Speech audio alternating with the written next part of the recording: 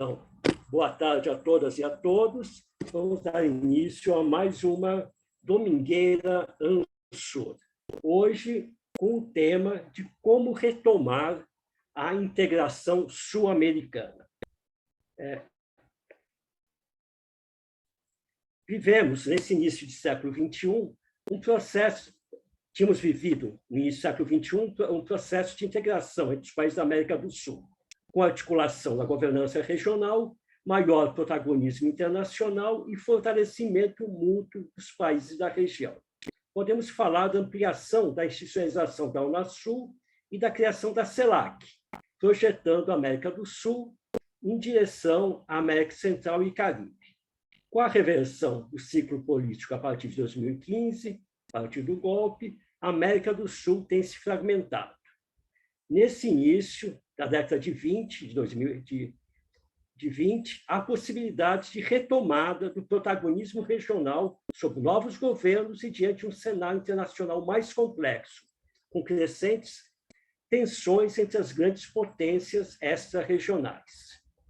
Quais que devem ser os mecanismos dessa nova integração e quais movimentos necessários para a sua concretização? Para conversar conosco sobre esses movimentos no passado recente, no presente e no futuro próximo, contaremos com a presença de Pedro Silva Barros, que é pesquisador do IPEA, diretor de Assuntos Econômicos da Unasul entre 2015 e 2018 e titular da missão do IPEA na Venezuela entre 2010 e 2014. Estamos ainda aguardando o diplomata Aldo Araújo Faleiros, que já serviu em Genebra, Caracas, Quito e Paris, e foi ex-assessor internacional especial da Presidência da República nos governos petistas. Para dar início aos nossos trabalhos, eu peço ao Vicente Trevas, presidente do Instituto Ansur, que abra a reunião de hoje. Vicente, com você. Muito obrigado, Ricardo. Muito boa tarde a todas e todos. E um agradecimento especial ao Pedro e ao Aldo, que vai se incorporar ao nosso debate, né? Então, qual é a grande motivação dessa Domingueira de hoje? É que está no cenário, né, no horizonte político, a possibilidade da retomada de um novo pacto sul-americano para a integração. Essa é a nossa premissa, né? E, portanto, um conjunto de indagações são muito importantes a serem feitas, né? Por exemplo, em que bases, né, nós iremos retomar esse pacto para a integração regional? Por exemplo, nós vamos fortalecer as instituições que foram ou preexistiram a Unasul e a própria Unasul, né? Quais agendas desta nova pactuação pela integração, né? A experiência que tivemos nesses últimos 3 décadas sobre o processo da integração, né, deixa um legado, deixa um acúmulo. Quais seriam esses legados, quais seriam esses acúmulos, né? Teremos novos atores, entende? Para ensejar o processo da integração, né? E aqui há uma ampla discussão referente à necessidade de incorporar outros segmentos, né, da sociedade e do sistema político sul-americano para a integração, não ficar só um monopólio dos Estados nacionais, de sua diplomacia, de suas políticas públicas, né? Quais seriam esses novos atores? Evidentemente, sabemos que no processo anterior havia um crescente envolvimento das universidades sobre o tema da integração, né, cuja expressão mais material foi justamente a Universidade para a Integração, além das redes de pesquisadores universitários, né? Nós temos toda também a dimensão institucional, o Parlasul, né? Qual a potência do Parlasul hoje nessa retomada, né? E, evidentemente, também aquela indagação básica e e complexa de quais seriam os novos protagonistas desse processo da integração, né? E, evidentemente, duas indagações se impõem: quais as resistências que surgirão a esse novo pacto pela integração, né? E como o novo cenário macro-geopolítico vai incidir nesse processo de integração. E aqui dou destaque a esse marco macropolítico, por exemplo, o conflito sino-soviético, né? Uma política de muita agressividade do Império Americano, né? Vide aí o que se passa nas fronteiras, né, entre a Europa Ocidental e a Federação Russa, o que se passa na Ásia do Sul e assim por diante. Então, com essas indagações, eu devolvo a condução dos trabalhos ao Ricardo, desejando a todos nós e a todas nós um bom debate. Muito obrigado. Obrigado, Vicente. Sem mais demoras, então, aguardando ainda o Aldo, o Pedro Silva Barros. Por favor, Pedro, fique à vontade. Obrigado, Ricardo. Boa tarde. Agradeço o convite. Acho que as palavras iniciais do Vicente Trevas colocam bem os termos do debate atual, né? A gente teve um processo de integração relativamente satisfatório, ainda que limitado, durante os 15 primeiros anos desse século. Na verdade, é um processo que já vinha, né, histórico, mas foi acentuado, pelo menos nessa dimensão que está no título da sessão de hoje, que é a sul-americana, né, envolvendo o conjunto dos países da América do Sul, os 12 países. Em perspectiva histórica muito longa, é um processo relativamente recente, né? Até 2000, nunca os 12 presidentes da região, os 12 chefes de Estado haviam se reunido. Essa reunião foi aqui em Brasília no ano de 2000, ainda no governo Fernando Henrique, mas ele conseguiu reunir numa mesma mesa figuras como Hugo Chávez, Alberto Fujimori, entre outros, né, mas de esquerda, direita, enfim, em torno de uma agenda comum. E eu entendo que a retomada da integração sul-americana, que é o tema central da sessão de hoje, ela deve se dar em torno de uma agenda, novamente, né, de uma agenda comum, não é exatamente a mesma agenda de 2000, tem novos aspectos que a gente vai discutir hoje, mas que tem que ser uma agenda mais ampla, né? Junto com a crise desse processo de integração em 2015, veio a identificação, né, de alguns setores políticos e foi uma leitura muito difundida na imprensa que as instituições de integração, a Unasul, a CELAC, por exemplo, que foram as expressões, né, desse momento político entre 2000 e 2015, elas eram vistas como bolivarianas ou lideradas pela Venezuela, enfim.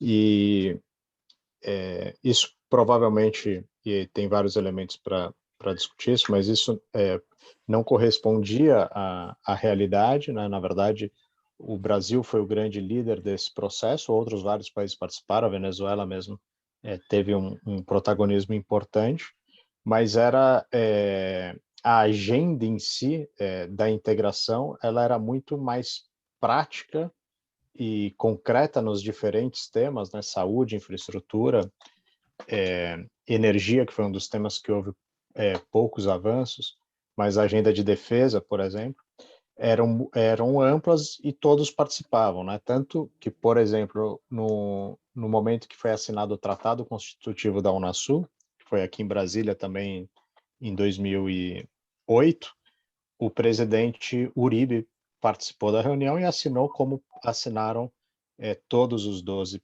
países, né? Então, era uma agenda bastante consensuada. Para a existência de uma agenda consensuada, né, que envolva as diferentes colorações partidárias, é necessário ter uma ou algumas, né, lideranças e que tenham uma mínima clareza do caminho que deve ser seguido e trilhado, e uma liderança propositiva, que é exatamente o que aconteceu em 2000 e o que aconteceu em 2008 e durante esse processo de integração. Então, a gente conseguiu ter uma agenda que envolvia todos os países em temas comuns, né? E para o Brasil, havia três, no caso da agenda sul-americana, né? Havia três principais temáticas que o país deu mais atenção: a infraestrutura, a saúde e a defesa, né? Foram os temas que houve mais avanço, pelo menos do ponto de vista da governança.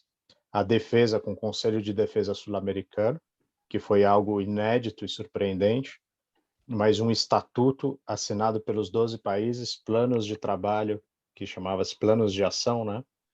Boa parte deles formulados no Ministério da Defesa do Brasil, mas que eram sempre consensuados, uma escola sul-americana de defesa, formando o médio oficialato de todos os países da região, e algumas iniciativas no sentido de ter mais transparência, muito mais transparência, então aumentando a confiança entre os países, intercâmbio de informação, intercâmbio de formação também, né?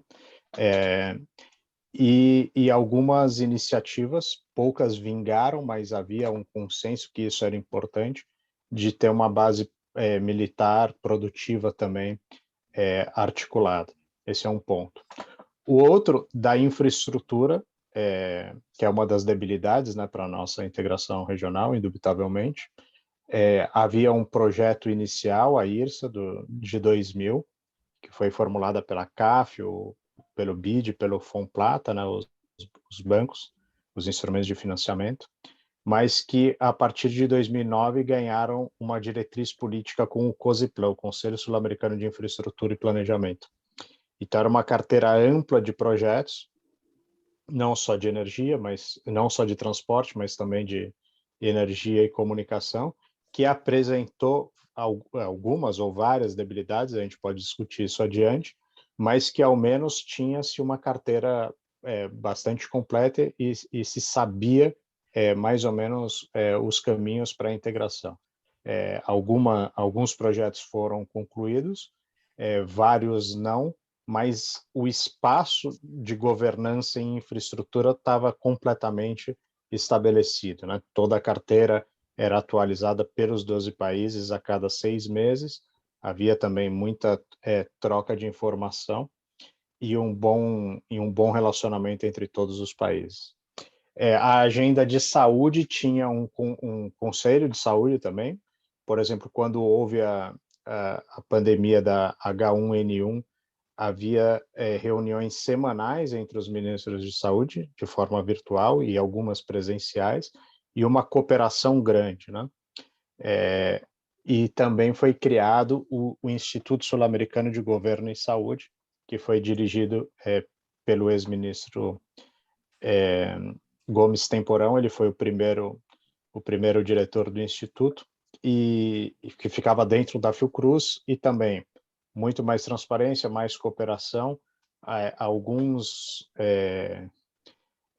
movimentos iniciais para compra de medicamentos em conjunto, também um banco de preços de medicamento, que era um instrumento importante. Então, várias iniciativas que nos momentos de crise já havia a instância executiva consolidada e institucionalizada para reagir aos desafios do momento. E durante essa pandemia, depois de desmobilizada a Unasul, Conselho de Defesa e o ISAGS, a América do Sul foi a região que trabalhou de forma menos articulada, né? Tanto para responder do ponto de vista da saúde pública, e depois para a retomada econômica também muito menos articulada do que a África, a América Central, a Europa, evidentemente. Então a gente sofreu mais do ponto de vista da saúde pública, mas também para ter um programa conjunto de recuperação econômica.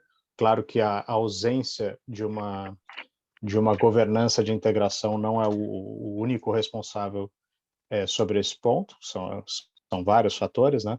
Mas é uma deficiência muito visível comparada a qualquer outra região.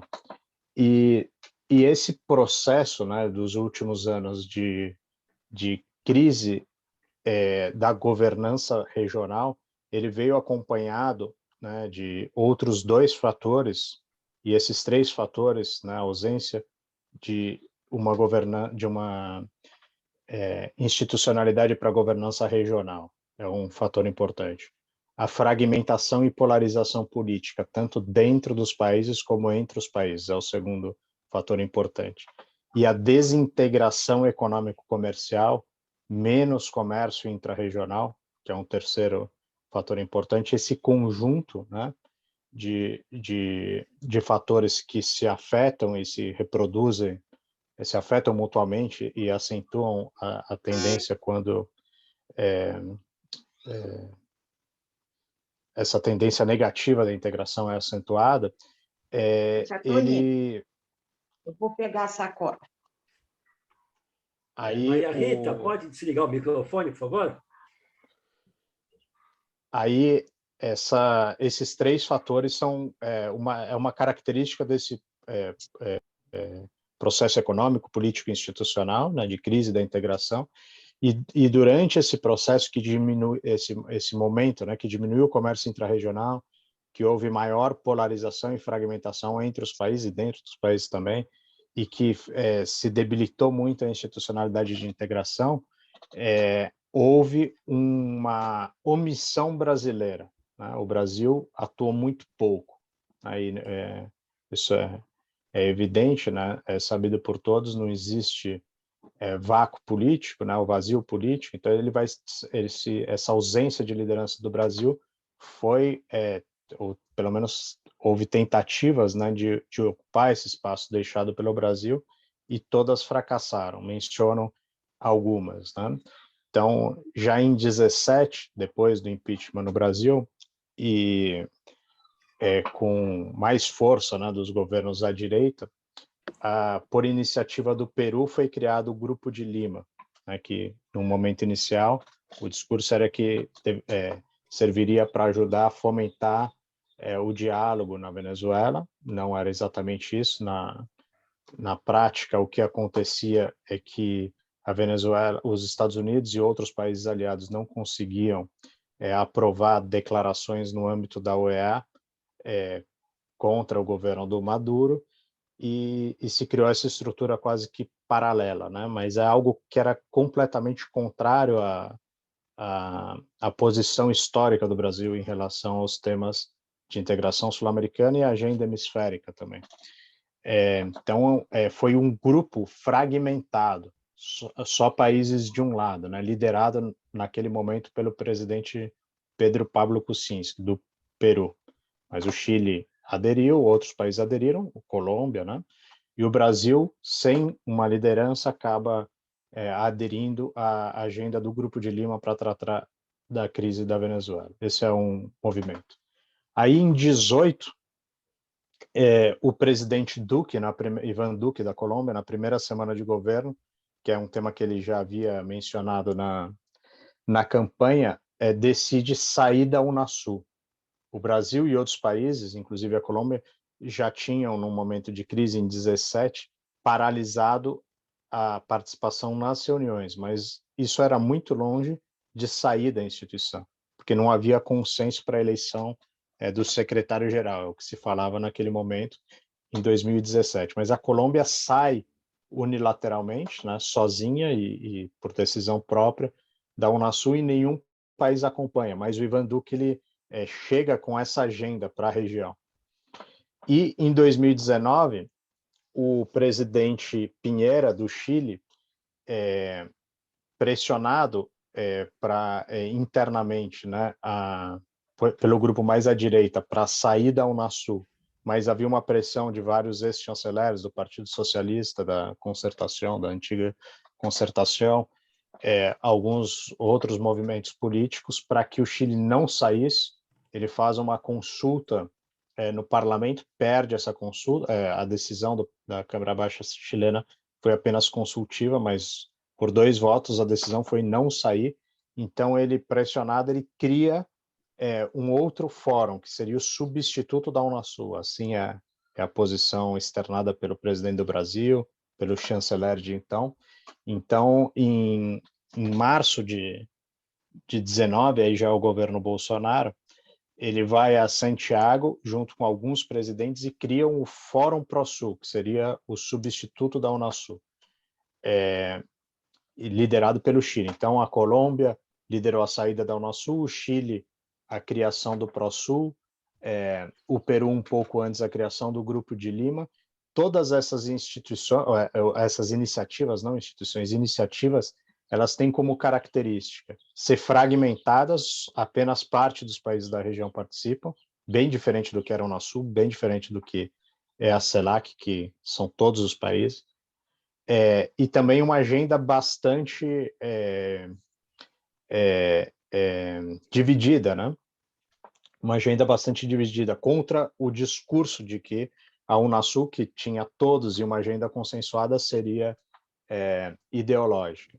Mas essas iniciativas, elas não são institucionais, então não tem uma secretaria, não tem funcionários, não tem orçamento e não tem aprovação legislativa também, que foi uma característica desses movimentos fracionados, né? Então são iniciativas em geral de presidentes que os parlamentos não discutem, a sociedade pouco discute e não tem institucionalidade. E a gente pode avaliar hoje com calma, né, com tranquilidade, depois de alguns anos, os efeitos práticos, né, do Fórum ProSul, para a agenda que ele pretendia, e também do Grupo de Lima. O efeito prático no caso do Grupo de Lima e da crise da Venezuela, é uma absoluta ineficiência do Grupo de Lima, ele não ajudou a fomentar o debate e, na prática, não ajudou nem o governo, nem a oposição da Venezuela, né, e, na prática, tornou a região irrelevante para tratar da crise. Isso é um contraste muito grande com o momento que a Unasul tinha sua vigência plena, entre 2008 e 2015. Naquele momento, em várias crises, né? Na verdade, algumas, inclusive antes da formalização da Unasul, quando já havia sido criada a Comunidade Sul-Americana de Nações, que é de 2004, também foi uma iniciativa liderada pelo Brasil, que os 12 países participaram. Mas ali, em 2004, ainda não tinha a institucionalidade, né? Nem havia sido aprovado pelos parlamentos. Mas nas crises da própria Venezuela, em vários momentos, também na Bolívia, na tentativa lá de divisão do país, né, as iniciativas secessionistas ali da Media Luna, em uma tentativa de um golpe policial ali no Equador em setembro de 2010. Em todas essas crises, a Unasul reagiu muito rapidamente, em 2 dias no máximo, reunindo chanceleres, em alguns casos presidentes, e com uma posição da totalidade dos países. Isso aconteceu também no Paraguai em 2012, né, quando houve o impeachment express lá do presidente Lugo. Nesses casos todos, a ação foi conjunta de todos os países, sempre tentando recuperar o mais rápido possível a institucionalidade, né? Então, sem sanções, chamando os países de volta à comunidade. Então, no caso do Paraguai, houve o impeachment, considerado golpe, né, para a maioria dos países da região, mas não todos, mas o entendimento que foi um processo atropelado era consenso, mas então o Paraguai foi suspenso, mas o objetivo é que ele retornasse rapidamente com a realização o mais rápido possível de eleições, que foi o que aconteceu no Paraguai naquele momento. E alguns meses depois o Paraguai retorna à Unasul e alguns meses depois foi realizada eleições, enfim, livres no Paraguai. Isso é muito diferente, completamente diferente do que aconteceu, por exemplo, em 19, quando houve a renúncia do presidente Evo Morales, né? E a posse em seguida da Áñez, né? da presidenta Áñez. Naquele momento, os países não se reúnem. O Brasil é o primeiro país do mundo a reconhecer a Áñez, né? O governo Bolsonaro, isso em novembro de de 19 e não se apresenta à região uma agenda de realização no curto prazo de eleição e nem se espera a volta da Bolívia aos instrumentos de governança regional, que já estavam muito fragilizados e em crise. Então, a agenda é completamente outra, né? Ela é expressão desse momento de fragmentação. E as eleições na Bolívia vão demorar mais de um ano para acontecer, por exemplo, né? E não há nenhum espaço de convergência regional. Então, no caso da Venezuela, da crise da Venezuela, a governança regional ela se mostrou muito debilitada com o Grupo de Lima. O peso político para qualquer debate sobre a Venezuela da América do Sul e da América Latina hoje é muito menor do que era em 2017, quando foi criado o grupo, e não há espaço, né, não há uma agenda propositiva também para aquela crise que afeta todos os países. Ao mesmo momento que a gente tem essa crise da governança regional, tem mais fragmentação política, também há uma diminuição do comércio intrarregional. Então, há vários fatores para isso, né? Tem a forma como estão organizadas as cadeias de produção, né, e valor. Esse é um tema que extrapola um pouco a discussão sobre integração sul-americana, mas afeta. Tem a deficiência de infraestrutura, tem a falta de garantias para o comércio intrarregional, e aí é um ponto importante.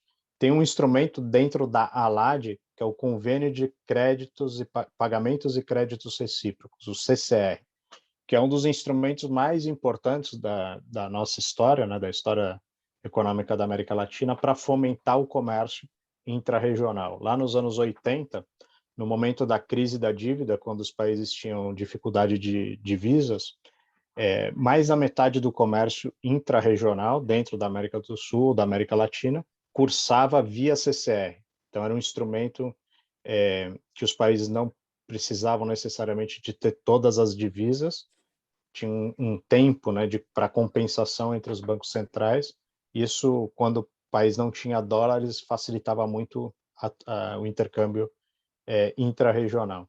E o Brasil, no início do governo Bolsonaro, em abril de 19, ele se retira unilateralmente do CCR, fala, não quero mais participar. Era um tratado assinado pelo presidente da República, aprovado pelo Congresso Nacional de vários países, 12 que faziam parte desse CCR.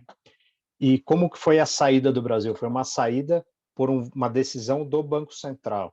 Então, uma autarquia, que naquele momento ainda não tinha independência, né? Mas mesmo agora com a independência formal, não se poderia fazer isso. Então, uma autarquia toma uma decisão de política externa que não passa pelo Executivo, né? O Ministério das Relações Exteriores ou da Economia ou a CAMEX, enfim, nenhum espaço dentro do Executivo discutiu o tema, e o Congresso Nacional se omite também, né? Não tratou. Então, uma autarquia denuncia um tratado internacional, algo bem raro. E o mesmo aconteceu, houve uma missão do Legislativo do Brasil muito forte quando o Brasil se retirou da Unasul, né? Inclusive, há uma ação direta de inconstitucionalidade do Partido Socialista Brasileiro questionando a capacidade, a competência, né, ou a exclusividade de uma decisão discricionária do presidente da República para sair de uma organização internacional, que foi o que aconteceu aqui.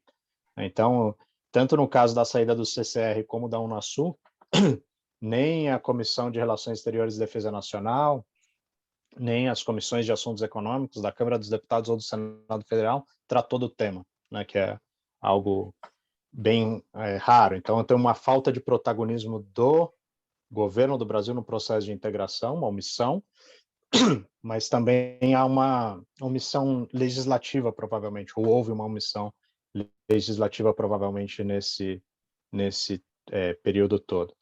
E tem um fator que chama atenção para esse processo geral, é que quem mais se beneficiava do aumento da integração, de mais integração e da institucionalidade da integração, era o próprio Brasil, né? Tanto do ponto de vista econômico, porque as exportações do Brasil para os países vizinhos, ela tem muito mais valor agregado, ela gera mais e melhores empregos aqui no Brasil, ela é mais acessível às pequenas e médias empresas. Então, quando cai o comércio intrarregional, quem mais sofre é o Brasil. E, inclusive, o Brasil, nesse período, depois que saiu do CCR, por exemplo, caiu pela metade o nosso superávit comercial com os países vizinhos, que é compensado, né? Tem uma espécie de anestesia, porque o nosso comércio e as nossas exportações para a China, por exemplo, aumentaram muito nesse período. Então, o superávit comercial do Brasil geral seguiu aumentando, mas o comércio intrarregional diminuindo. Só que qual que é um dos riscos, né, um dos custos da queda do comércio intrarregional? É que menos comércio intrarregional significa menos interdependência. E quando ocorre menos interdependência econômica, concomitantemente à fragmentação política, que é o que acontece hoje, a região se torna muito mais vulnerável aos conflitos extra-regionais. Então é evidente, né? Não, se fosse há 2 anos atrás, eu acho que seria necessário argumentar aqui um pouco para desenhar o quadro atual de maior tensão entre as grandes potências extra-regionais. Hoje, eu acho que não é necessário isso para falar da tensão entre China e Estados Unidos, entre Rússia e Estados Unidos, ou Rússia e OTAN, e a região completamente desintegrada e com menos interdependência, ela se torna muito mais vulnerável à presença dos países, que tem uma presença instrumentalizada na região. Isso é muito claro quando a gente vê a agenda bilateral dos países agora. É muito claro. Há 2 ou 3 semanas houve uma reunião em Cartagena do Fórum Pro-Sul, convocada pelo presidente Ivan Duque. Só foram 4 presidentes. Então, a capacidade de convocação é pequena. O Brasil não foi, o presidente Bolsonaro não foi, o presidente Fernandes, a Argentina era fundadora do Fórum Pro-Sul, também não foi. Só foram o presidente do Equador, da própria Colômbia, do Chile e do Peru. E a semana passada o presidente Fernandes estava em Moscou, agora o presidente Bolsonaro está em Moscou, numa agenda completamente desarticulada. Eles não conversaram entre si para ter uma agenda em conjunto com a Rússia. O mesmo ocorre quando os países da região negociam ou tratam de temas com os Estados Unidos. O mesmo ocorre quando os países tratam sobre temas de infraestrutura ou financiamento ou de saúde, enfim, com a China. Então, essa falta de governança regional também implica numa agenda externa da região fragmentada e na verdade, essa menor interdependência ela ainda aumenta, né, as possibilidades de conflito intrarregional e de rivalidade também intrarregional. Então, a gente vê, depois do processo de crise da Unasul, por exemplo, que é muito mais comum os presidentes de cada um dos países da região manifestarem simpatia por uma candidatura de um país vizinho, né? Se pegar as declarações, por exemplo, do presidente do Brasil depois da eleição do Peru, logo em seguida, falou que ia ser um desastre, que o Foro de São Paulo ganhou mais uma eleição, coisa do tipo. Sobre a eleição chilena, a mesma coisa. E isso se repete, né? Os outros presidentes também tratam de temas que não seria, talvez, a forma mais adequada ou mais construtiva para a integração. Então, a região ela fica mais vulnerável, tem custos e boa parte dos instrumentos, né, que o Brasil tinha também, que ajudaram muito a aumentar o comércio intrarregional e aumentar o valor agregado às nossas exportações, aumentar a interdependência, não existem mais, né? Então, que é todo um debate que o presidente da República tem usado à exaustão e de forma crescente nas últimas semanas, que a gente pode debater também caso haja interesse nas perguntas, que é o papel do BNDES, né? Então, de tudo que o BNDES, esse negócio que o Brasil doou, né, todo um porto para Cuba, né, que é o exemplo mais citado, mas o metrô de Caracas, enfim. O Brasil não financiava a obra ou os países, ele financiava, o BNDES financiava as empresas, as exportações de produtos brasileiros para obras executadas por empresas brasileiras. Esse recurso sequer saía do país e não ia, e nunca foi, para nenhum governo, né, de país vizinho. De tudo, do estoque aí de financiamento nas últimas 2 décadas, desde 98, né, que tem os dados desse instrumento, o Brasil, quase metade é para os Estados Unidos, que era principalmente para exportação de aviões. Mas foi uma parte considerável, 9% mais ou menos para a Argentina, 5% para a Venezuela, algo para Cuba, Moçambique, República Dominicana, Angola, que são os países aí mais visados. E é muito interessante de analisar que esses países, quando o Brasil quando o BNDES financiou as exportações para esses países, o superávit do Brasil com esses países disparou. E quando o BNDES retirou o financiamento, o superávit para esses países despenca. Havia também um efeito multiplicador das exportações, por exemplo, no caso da Venezuela, o BNDES financiou ali quase 2 bilhões de dólares. O superávit comercial acumulado do Brasil nesse período foi de 40 bilhões de dólares, várias vezes mais. E os produtos que o Brasil exportava para cada um desses países era justamente as exportações do Brasil com mais valor agregado.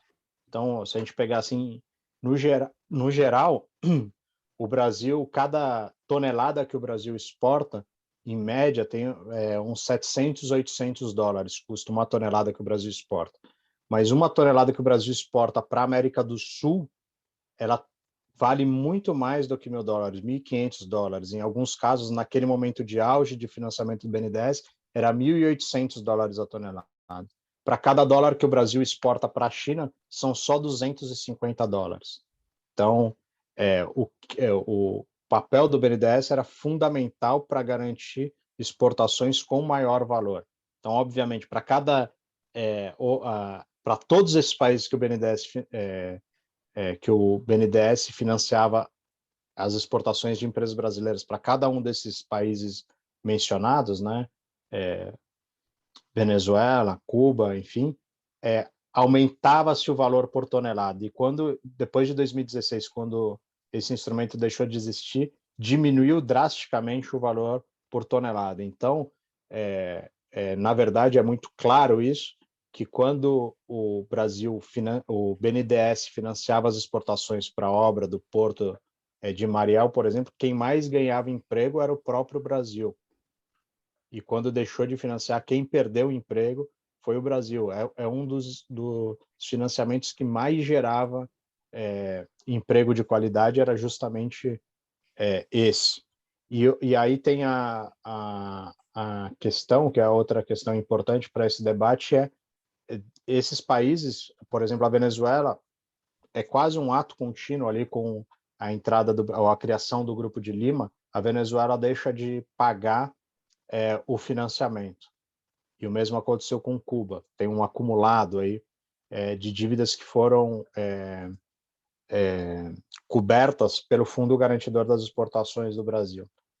E esse Fundo Garantidor das Exportações do Brasil não teve nenhuma gestão do governo para que essas dívidas fossem pagas de fato, né? Então, há uma omissão do Brasil muito forte também nesse aspecto.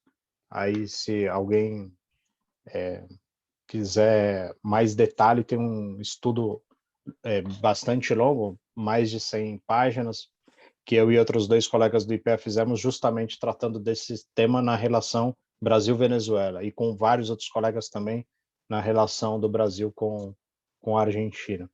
Eu entendo, Ricardo e Vicente, que o tempo vai... a gente avançou bastante aqui no tempo, já deu uns 33 minutos aqui que eu estou falando, tinha ainda vários outros aspectos, né? Por exemplo, do Conselho Eleitoral Sul-Americano, que é um dos pontos importantes da Unasul. Tinha um debate sobre a ação conjunta do Conselho Sul-Americano sobre o problema mundial das drogas, que em 2016, pela primeira vez, a região teve uma posição conjunta na sessão especial sobre o tema na Assembleia Geral das Nações Unidas, que foi um momento importante também. E tem ali o que fazer, né, para retomar, que seria o tema central. Então, precisa recuperar a liderança brasileira, sem dúvida, tanto nos temas bilaterais. A gente teve um caso que aí semana passada ou retrasada o presidente Bolsonaro recebeu o presidente Castillo, não, para uma agenda do Peru, para uma agenda bilateral em Rondônia. É algo interessante. A gente poderia discutir mais detalhes também se tiver interesse, mas isso foi feito já em alguns momentos e deveria ser feito à exaustão pelo presidente do Brasil, né, encontros presidenciais com agendas concretas com os países vizinhos, principalmente nesse momento de maior tensão global e de vulnerabilidade da região. E tem que se restabelecer a Unasul, né? A forma como o Brasil saiu sem consulta legislativa é um problema. Eu entendo que a revogação do decreto que revogou a assinatura do Brasil no Tratado Constitutivo da Unasul deveria ser imediata. E o Brasil, em 2019, né, 2 dias antes que o chanceler de então, Ernesto Araújo, anunciou pelo Twitter que o Brasil sairia da Unasul, o Brasil assumiria, 2 dias depois, o Brasil assumiria a presidência pro tempore pela primeira vez na Unasul. Então, o Brasil poderia se reincorporar ao Unasul, né, revogando o decreto de saída, e também deveria, em concertação com os países vizinhos, assumir a presidência do bloco, né, logo aí. Isso poderia ser feito no começo do ano que vem, imediatamente, e recuperar os conselhos, né, com agendas novas, que é um dos pontos que o Trevas colocou na introdução. Há setores importantes do Brasil que não se beneficiaram diretamente das iniciativas de integração anteriores, né, do Mercosul, da Unasul, da CELAC, enfim. E tem que se ter uma agenda também para esses setores, né? E aí, nas perguntas, eu posso entrar, se for de interesse também, em quais setores, por exemplo, para o agronegócio, qual agenda poderia ter para a integração. Então, pelo tempo, para as palavras iniciais, é isso, Ricardo, e obrigado mais uma vez pela oportunidade. Muito obrigado, Pedro Silva Barros. Muito esclarecedor a sua intervenção, muito esclarecedora, e, pelo visto, teria muito mais a nos brindar com essa sua fala. Vamos ver nas perguntas quais os temas que vão ser abordados. Então, gostaria de pedir quem fosse intervir em reações, pelo menos no meu computador, pode ser que o outro esteja em inglês, levante a mão. Tem um ícone levantar a mão, que isso facilita a ordem das inscrições. Está em aberto.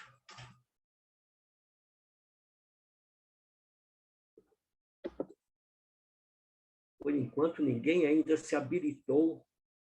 Já começamos. Foi ao mesmo tempo Vicente e o Cláudio. O Vicente... Cláudio tem preferência. Cláudio, então. Isso. Preferência para o Cláudio, então. Isso. Boa tarde. Tá, é só um comentário, né? Duas coisas que, pelo menos das várias informações que o Pedro passou, que a destruição é muito maior, né? Tem essa história do sistema de pagamentos da América do Sul, e da saída da Unasul, que são coisas que foram feitas à revelia do Congresso, à revelia de todos os trâmites normais, né, dos trâmites legais. Quer dizer, eu, pelo menos, não conhecia esses dois detalhes que o Pedro apresentou. Só para comentar, né, que a destruição é muito maior do que aquela que aparece, que a gente tem conhecimento daquilo que tem sido feito por esse governo, né? Só esse comentário, né, que me espantaram esses dois detalhes que o Pedro levantou. Só isso. Obrigado, Cláudio. Vicente Trevas.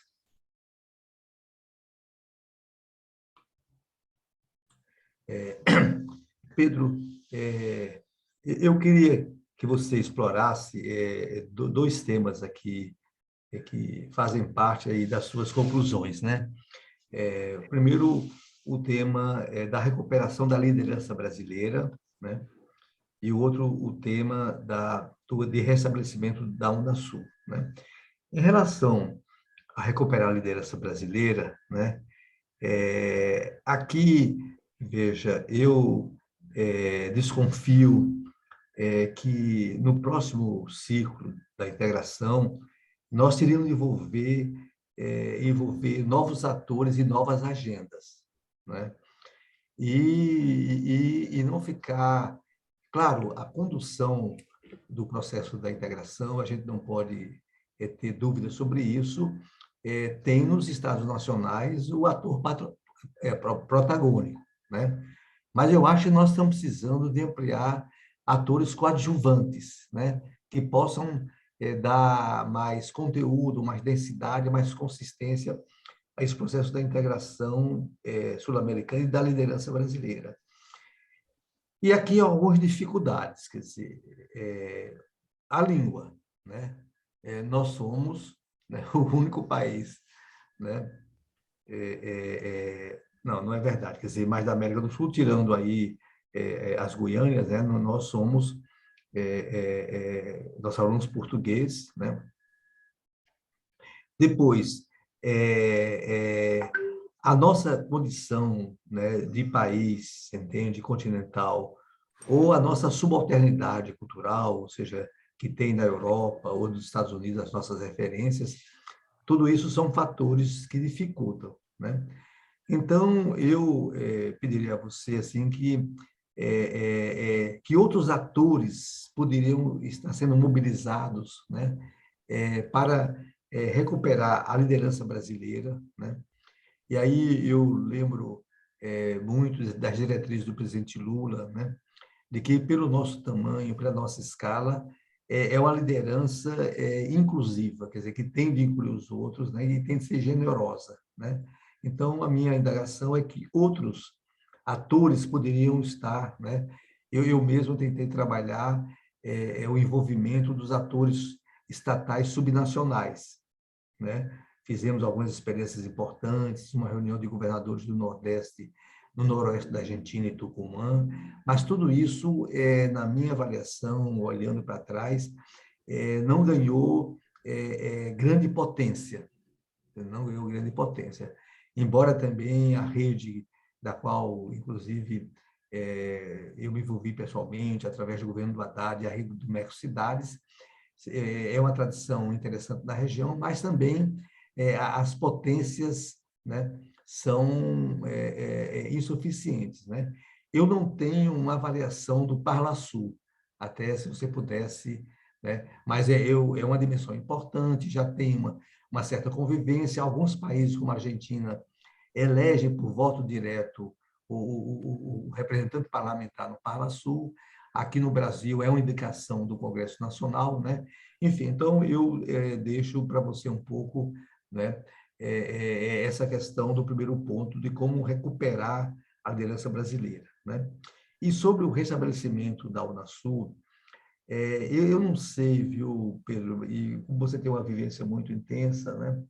Se não está na hora de nós trazermos para solo brasileiro as instituições da integração, entende? Por exemplo, porque pela informação que eu tenho, mas você pode confirmar, parece que a sede da Unasul no Equador e em Quito já não está mais, né? Quer dizer, já foi incorporada ao patrimônio aí do Estado equatoriano, né? E eu não sei se a gente não deveria ter a ousadia de trazer para São Paulo a sede da Unasul, porque até já tem a materialidade, você entende? Que é justamente essa obra do Niemeyer que está construído, né? Que aqui na Barra Funda, né? Enfim.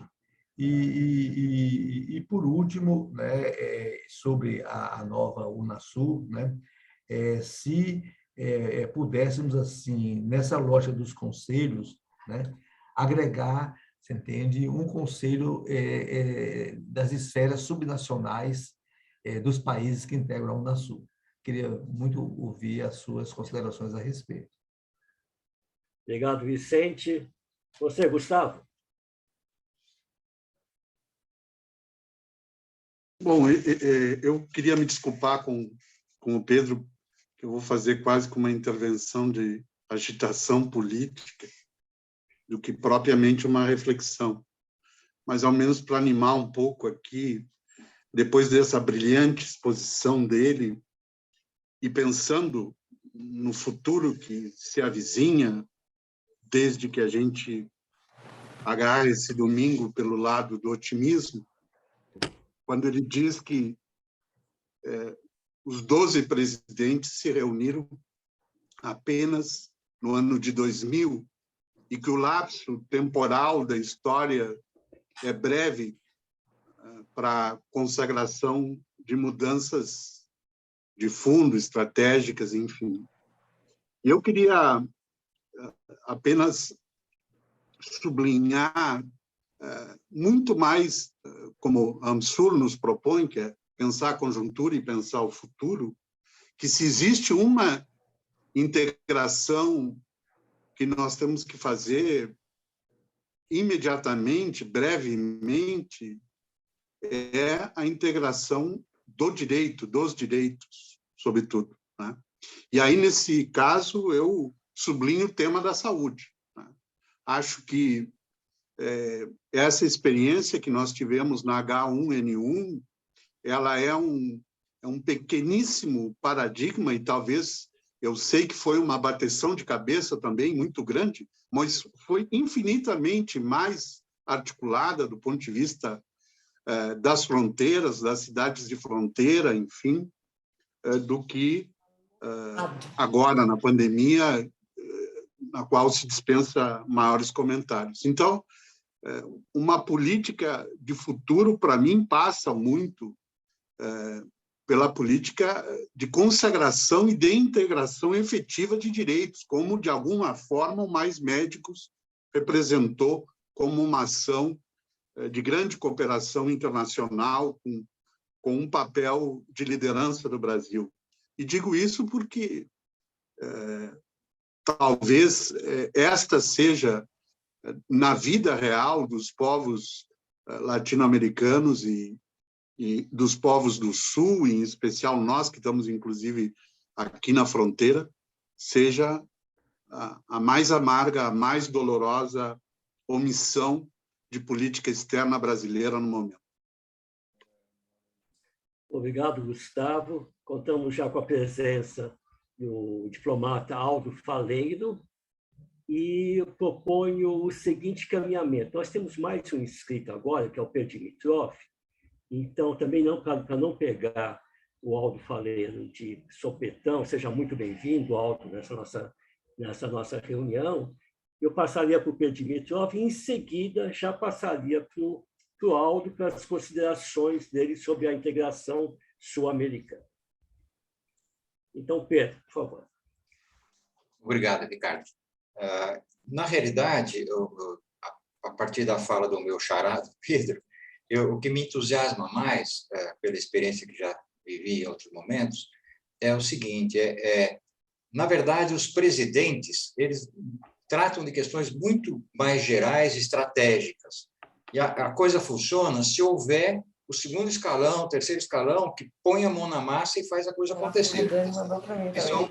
Que são realmente os eixos de trabalho com seus respectivos projetos e gestores desses projetos, tá certo? Eu imagino que tem algumas coisas que dá para tentar começar a construir desde já, na medida que a gente possa vir a reassumir essa hipótese, né, de reintegração nossa com participação do nosso governo, que a gente já tenha algumas coisas encaminhadas. Por exemplo, a questão da saúde ela é básica. Não há como não falar da saúde, todo mundo já falou e eu reforço. Mas eu não ficaria só na questão da assistência à saúde, eu ficaria em toda a rede de produção de equipamentos, por exemplo, para a saúde. O Brasil hoje tem possibilidade de produzir equipamentos e de abastecer a América do Sul toda com os equipamentos fundamentais para a saúde. Não são todos exatamente, mas uma grande parcela dos equipamentos para a saúde, tanto médica como odontológica, por exemplo, o Brasil tem produção de ponta, tá certo?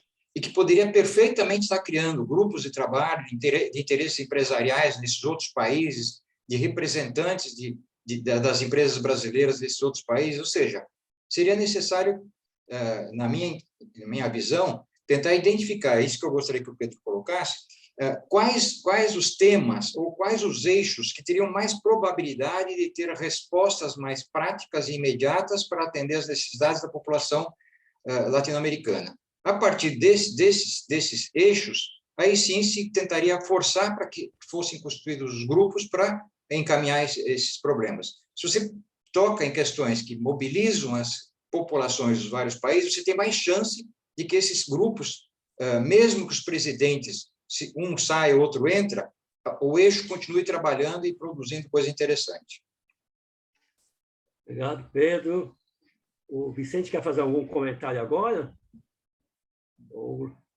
Acho que manteve a mão levantada. Então, vamos fazer isso, passar para o Aldo, primeiro para as considerações, ou alguma coisa, não sei quanto tempo que ele considera, e depois considera necessário, e depois passaria para o Pedro para intervir em relação às questões que foram colocadas. Aldo, por favor. Muito obrigado pela sua presença. Obrigado. Você me ouve bem, né? Sim, sim. Perfeito. Bom, eu queria começar pedindo muitas desculpas, né? Eu tive um contratempo de saúde. A minha filha trabalha na OIM de Imigrações, né? E foi para Cascavel, porque ela recebeu um grupo de famílias do Afeganistão e acabou voltando com sintomas de Covid e a gente não consegue achar teste, enfim. Então, agora à tarde eu passei um susto com relação a isso, mas agora já está tudo bem e por isso eu não pude participar desde o começo e tinha assumido com o Pedro o compromisso de comentar a apresentação dele. Como eu não vi a apresentação, tenho certeza que deve ter sido muito boa, como sempre, né? Eu acho que não é muito justo eu entrar agora aqui com uma agenda totalmente diferente. Por isso que eu vou fazer 2 ou 3 comentários só, muito sucintos, tá? E aí, eventualmente, na medida em que vocês tenham mais tempo aí para engajar no debate, eu participarei e tal nas discussões. Eu gostaria de ressaltar, com relação à integração regional, eu acho que toda proposta de retorno do Brasil para a região, ela tem que dialogar com uma conjuntura que é uma conjuntura um pouquinho diferente da conjuntura que nós encontramos em 2003. O retorno para a região ele vai se dar no contexto de uma direita, de uma extrema-direita muito organizada e cuja presença na região não será efêmera. Ou seja, mesmo derrotada eleitoralmente, essas forças vão continuar organizadas e vão continuar atuando fortemente numa disputa de projetos na região, né? Acho que em 2003 a gente teve uma certa vantagem, uma breve hiato em que as direitas foram pegas de maneira surpresa, muito desorganizadas, depois de 10 anos, na década de 90, de um neoliberalismo fracassado, que deixou muitas sequelas sociais, e eles demoraram muito para se rearticular, né? Dessa vez, não. Dessa vez, é um cenário, como vai acontecer no Brasil também, com o bolsonarismo, mesmo que derrotado nas eleições, eles vão ficar com uma força articulada e com muita capacidade de mobilização no Brasil e na região. Então, eu acho que um processo de retorno do Brasil para a região tem que dialogar com esse cenário, né? E aí, eu acho que tem 3 ou 4 grandes áreas. Eu sei que o Pedro já deve ter mencionado muitas delas aqui, por isso eu vou passar de maneira muito por cima, né? Mas não gostaria de deixar de mencionar. Eu começo pela última área, eu peguei as intervenções, acho que do Gustavo, do Pedro também. Eu acho que a questão da saúde dialoga com a conjuntura, mais pelas razões que eles colocaram, além das razões que eles colocaram, de você poder ter uma integração nas cadeias de valor, da saúde e tal. Eu acho que tem uma questão política que é dialogar com o momento que nós estamos vivendo. Então, a desarticulação da região foi central para a tragédia que foi da relação da América do Sul e da América Latina com a pandemia, né? Então, eu acho que nós, além de, por outras razões estruturais, nós precisaríamos voltar com uma proposta articulada de saúde para justamente fazer um contraponto com o que foi a ausência total de ação coordenada na questão da saúde. Paro por aqui, porque já vi que vocês trataram bem o tema. Eu acho que tem um outro assunto que também deve ter aparecido na fala do Pedro, que é a questão da sustentabilidade, a questão da mudança do clima. Tal. Então, eu acho que aí esse tema ele tem várias justificativas para a gente empunhar essa bandeira, mas eu acho que o central é porque ele dialoga com várias dimensões dessa disputa política na região. E quando você fala de mudança de clima, fala de sustentabilidade, você fala de Amazônia, aí você entra no debate sobre soberania, né? Eu acho que o diálogo que nós vamos ter que ter, um projeto de integração regional, ele tem que entrar nessa discussão. A gente não pode deixar que essa noção tacanha de soberania dos militares brasileiros prevaleça. E, por outro lado, nós também não podemos entrar no oba-oba que existe hoje com relação ao contraponto dos militares, que é achar que tudo que vem da Europa, tudo que vem dos Estados Unidos, nessa questão, é uma maravilha. Então, nós precisamos entrar nessa discussão, resgatando a necessidade de olhar para esse debate, não só como modelo de desenvolvimento, etc., e tal, mas também por conta da soberania brasileira na Amazônia. Paro por aqui também. E uma última questão, que eu não sei, certamente o Pedro também abordou, que é a questão da democracia. Eu acho que as esquerdas na América Latina, mas sobretudo no Brasil, elas se reconstruíram com base numa discussão sobre a democracia. São esquerdas democráticas que vieram de uma luta contra a ditadura, e nós não podemos deixar que essa bandeira da democracia na região seja empunhada pelas direitas na América Latina. Isso nos remete a um debate central, que é a questão da Venezuela. Eu acho que nós vamos ter que olhar para a questão da Venezuela, e é um debate muito delicado. Eu servi na Venezuela como diplomata, conheço bem, fiz minha tese no Itamaraty sobre a política externa venezuelana, e conheço bem, e por ter trabalhado com esse tema, inclusive aqui em Brasília, na época em que trabalhava na assessoria com o professor Marco Aurélio e tal, das dificuldades que é para a gente se posicionar nesse assunto. Não é por menos que o presidente Lula tem dificuldades, o próprio Celso Amorim também, de lidar com a questão da Nicarágua, da questão da Venezuela, da questão de Cuba. Eu acho que o retorno para a região vai requerer, da nossa parte, uma postura que tem que tratar desse tema. Entendeu? Nós não podemos ter mais a OEA, por exemplo, apoiando o golpe de Estado na Bolívia.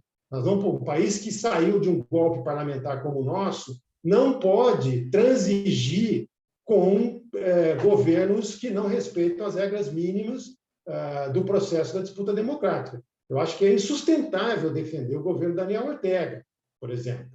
E nós vamos ter que lidar com essa questão. E eu acho que, para pensar, para botar de pé o projeto da Unasul de novo, nós vamos ter que falar em cláusula democrática. E como é que nós vamos ter que acomodar a situação da Venezuela.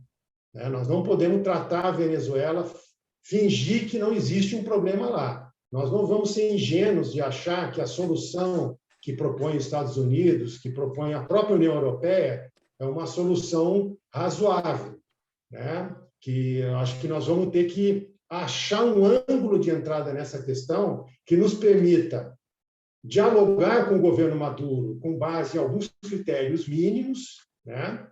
Mas a gente tem que não, a gente vai ter que trazer o debate da sustentação para a democracia para o nosso lado, certo? Nesse contexto que vai se abrir a partir do ano que vem, com a nossa, eventualmente, eleição aqui no Brasil, mas também a possibilidade de que na Colômbia a gente tem esse ano um governo democrático, nós vamos ter que recompor um pouco essa discussão. Eu vou parar por aqui, eu queria só lançar esses temas, tá? Porque, como eu disse no começo, em função do atraso, acho que seria injusto eu comentar uma apresentação que eu não pude assistir, seria indelicado, inclusive, da minha parte. Mas eu fico à disposição para participar dos debates que se seguem. Tá bom, Ricardo? Muito obrigado, viu? Obrigado, Aldo. Só para informação, a tua intervenção foi muito importante e complementou, principalmente nos aspectos da Amazônia e da questão democrática, a fala do Pedro Silva Barros. Tá, desculpa, se eu puder mencionar só um outro tema, que normalmente a gente esquece, que é a questão também, não de defesa, porque isso certamente o Pedro deve ter falado, mas a questão de segurança, ou seja, a questão de segurança nas fronteiras, tá? O combate à criminalidade internacional, o tráfico de droga, tal, nós também temos que incorporar essa agenda num projeto de retorno nosso para a região. Não podemos deixar a extrema-direita tomar conta do discurso de segurança na região. Só isso que eu queria complementar. Obrigado, tá? Obrigado, Aldo. Com você, Pedro. Obrigado, Ricardo, e por todas as intervenções anteriores. De fato, Aldo, acho que foi bem complementar, porque eu pouco havia tratado da questão democrática, só mencionado o Conselho Eleitoral e abrindo para a possibilidade de debater mais justamente nas perguntas. E a questão da sustentabilidade da Amazônia também. Eu vou tentar não me alongar tanto, para também a gente poder discutir um pouco mais e eventualmente o Aldo também poder fazer mais alguns comentários, mas tem vários dos pontos que foram mencionados que merecem uma discussão maior. Um deles é a questão toda essa agenda, né, que o Trevas colocou dos governos subnacionais é fundamental e decisiva. O nosso não tinha um espaço propriamente para os governos subnacionais, ainda que dentro do Mercosul tem o FCCR, né, que é o Fórum para as Prefeituras e Estados com os diferentes nomes que se tem nos diferentes países, e tem a rede Mercocidades, etc. Mas os governos subnacionais são fundamentais para a integração de fato, inclusive e especialmente nas regiões de fronteira. Por exemplo, eu mencionei que havia a IRSA, a COSIPLAN, enfim, que tinha uma carteira com 500 e poucos projetos. Só há hoje na região um projeto que envolve mais do que 2 países que continua ativo, um projeto de integração que tem uma governança que envolve mais do que 2 países, que é o corredor bioceânico, ou a rota, né, para o Pacífico entre o Mato Grosso do Sul e os portos do norte do Chile, que envolve o Mato Grosso do Sul, as províncias de Salta, Jujuy, Tucumã, na Argentina, as regiões do norte do Chile e o Chaco, Paraguai.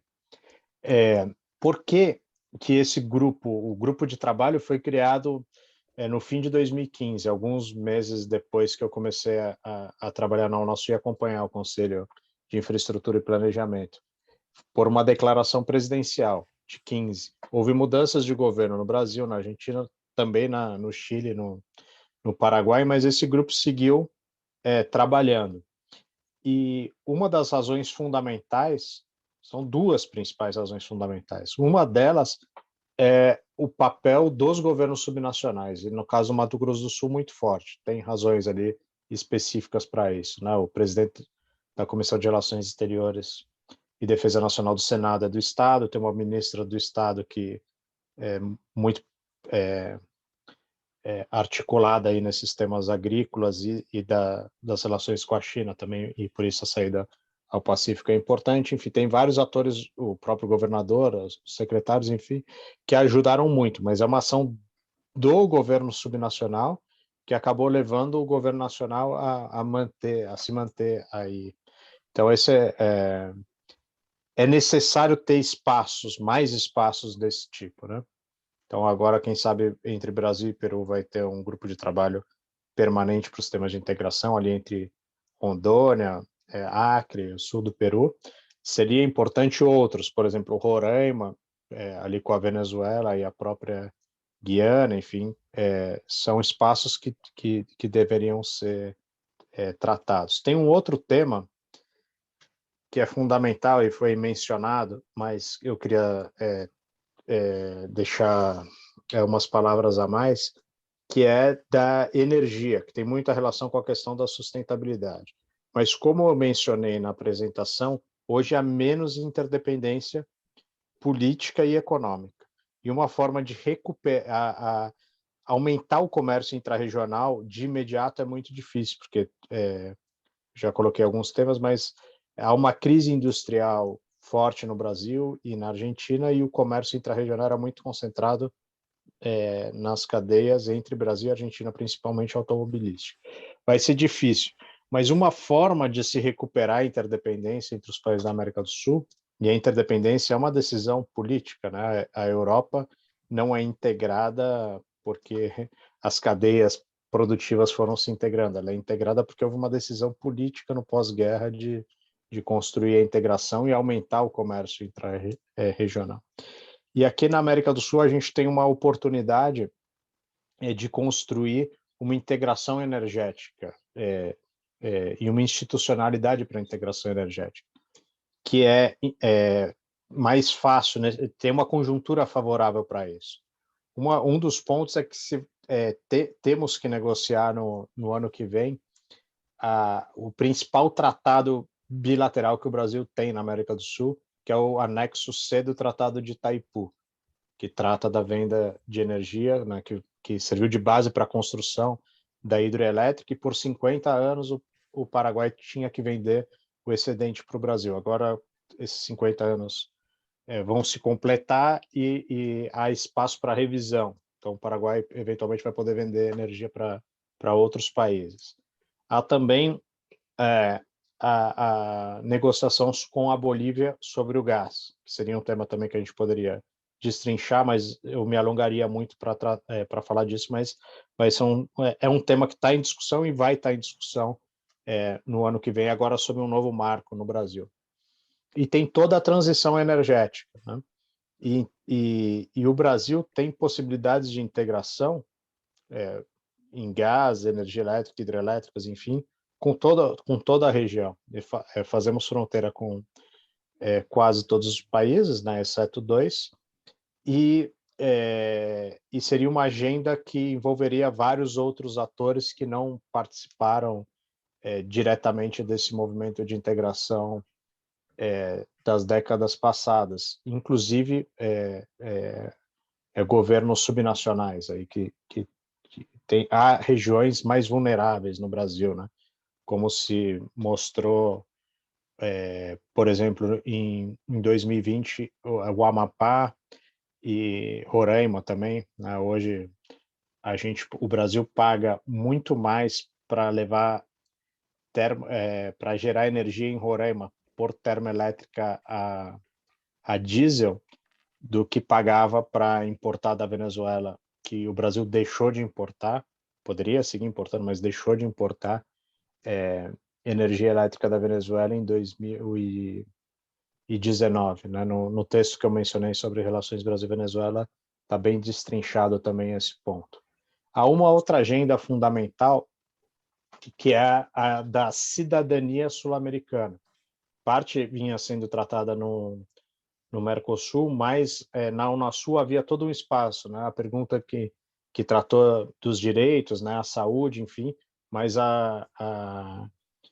o grupo que havia de trabalho sobre cidadania sul-americana é fundamental, tanto para facilitação de trabalho, de previdência, de circulação, né, das pessoas, reconhecimento de títulos, no caso da educação, enfim, é toda uma agenda que permitiu, por exemplo, que se pudesse circular apenas com a cédula de identidade nos diferentes países da região, mas devido a esse processo de fragmentação, é muito desaconselhável hoje, embora formalmente se possa, mas que alguém saia para viajar por todos os países da região apenas com a cédula, provavelmente enfrentaria vários problemas que não eram enfrentados naquele momento. Então, também é uma agenda que tem que ser recuperada.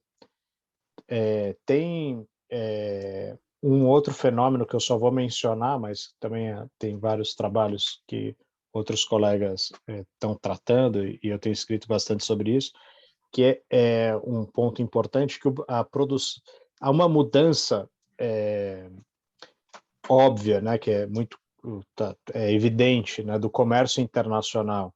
O centro do comércio internacional deixou nos últimos 20 anos de ser o Atlântico Norte e passou a ser a Ásia-Pacífico, mas a produção no Brasil também caminha para o oeste. Então, os estados da faixa oeste do Brasil, né, Mato Grosso do Sul, Rondônia, têm aumentado muito mais a produção, a população também, e principalmente as exportações. As exportações caminham em direção aos Andes, e seria muito importante o Brasil ter acesso aos portos, acesso do ponto de vista logístico, né, e adaptações nos portos do Chile e do Peru, para o escoamento da produção brasileira, de um lado, e também da entrada, né, de produtos da Ásia-Pacífico para o Brasil por aquele lado. Se a gente olha o mapa do mundo, com essa mudança de geoeconômica, o Brasil ficou numa situação mais periférica ainda, né? Então, o acesso nosso direto ao Pacífico é uma questão também de segurança, mas também de competitividade para vários setores que poderiam ser beneficiados por essa agenda de integração, que não estava muito claro há alguns anos, né?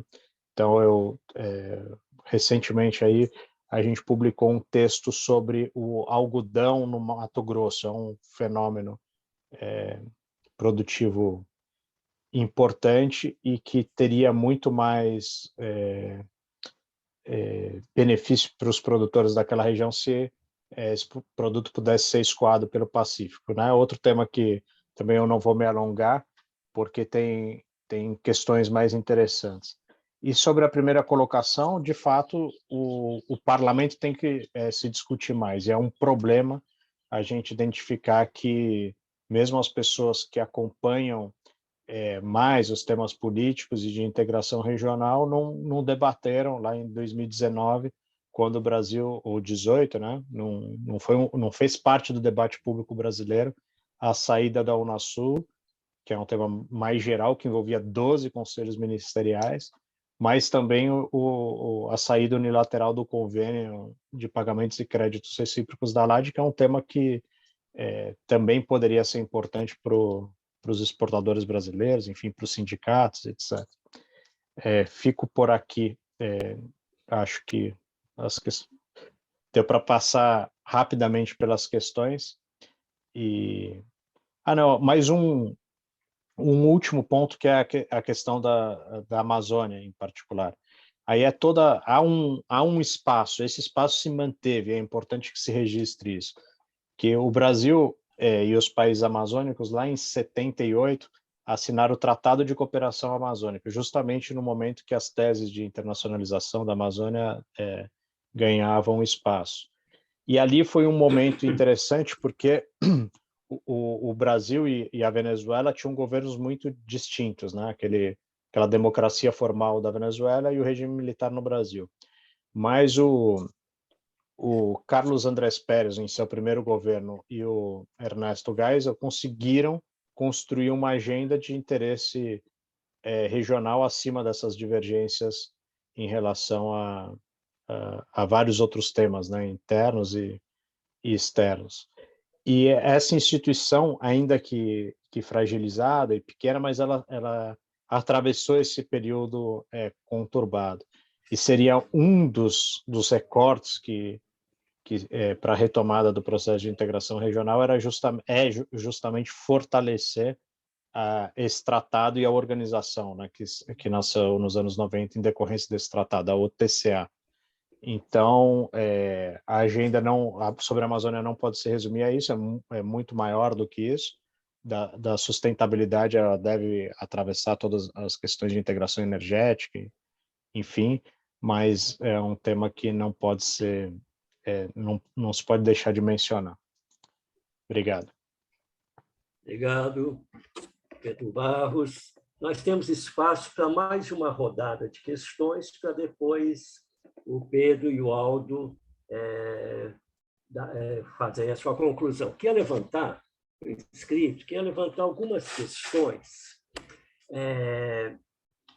para vocês.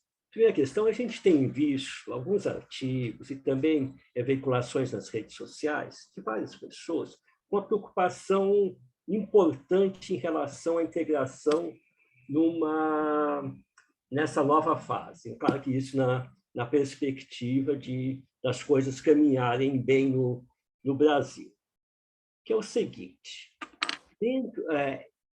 dentro dessa disputa que existe entre a manutenção da hegemonia exclusiva pelo Império e as iniciativas de estabelecer relações internacionais multipolares e com aliança euroasiática, capitaneada pela China, pela Rússia, com as iniciativas no Pacífico, no leste europeu, etc., toda essa disputa, a reintrodução da Guerra Fria pelo Biden, existe uma preocupação de que, nestas circunstâncias, os Estados Unidos teriam uma forte resistência a qualquer processo de integração e, portanto, de fortalecimento de um bloco na América do Sul, naquilo que eles consideram o seu quintal. Então, eu queria um pouco ouvir a opinião de vocês sobre esse aspecto. Isso é real? Os Estados Unidos podem intervir de forma mais forte do que comumente para inviabilizar ou para nos atrapalhar, dificultar uma nova tentativa de integração regional? Uma outra questão é que a pandemia, isso vale para o Brasil, mas vale para o conjunto da América do Sul, agravou o déficit de infraestrutura na região, evidentemente. Praticamente uma boa parte das iniciativas foram praticamente paralisadas nesses 2 anos. Existe a possibilidade, e aí é óbvio onde que estão os recursos, da China, da mesma forma como fez na África, entrar fortemente no financiamento e nos investimentos de infraestrutura na América Latina. Existe essa possibilidade, e junto com isso, o que eu ouvi um pouco um comentário sobre essa movimentação da Argentina, de solicitar, de sondar a possibilidade de se integrar nos BRICS, essa relação, essa aproximação, digamos, diferenciada em relação ao resto da América Latina com a China. Eu vi um pouco o comentário disso. E, por último, a constatação que nós estamos falando sobre integração da América do Sul e não mencionamos o Mercosul, se eu ouvi bem. Não sei que eu perdi alguma coisa na fala do Pedro. Como é isso? Qual que vai ser o papel do Mercosul quando havia na fase anterior, uma movimentação de ampliar o Mercosul para além dos 3, 4 países originais, qual que é a possibilidade de que isso possa ocorrer, claro, levando em consideração essa diminuição da interdependência que o Pedro colocou agora há pouco. Então, seriam essas questões. Obrigado. Paco, com você. Ok, obrigado, Ricardo.